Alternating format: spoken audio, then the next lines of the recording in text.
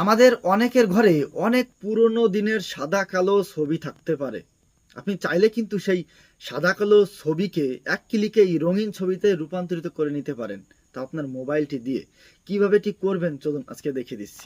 তো এর জন্য প্রথমে ক্রোম ব্রাউজারে চলে আসবেন।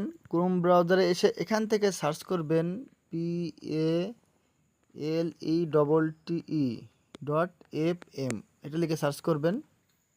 এরপরে প্রথম যে অপশনটা চলে আসবে স্টার্ট ফর ফ্রি, দেখতে পাচ্ছেন, এখানে ক্লিক করবেন। আপনাদের একবারে আপলোডের অপশনও চলে আসতে পারে অনেক মোবাইলে। তো স্টার্ট ফর ফ্রি ওখানে ক্লিক করব।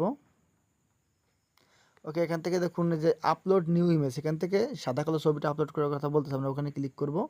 করার পর আমরা এই যে সুচিত্রা সেনের একটি ছবি নিয়ে আসতেছি, আপনার সাদা কালো যে কোনো ছবি নিয়ে আসলে হবে। ক্লিক করব, করার পর উপরে ডান লেখা ডানে ক্লিক করব।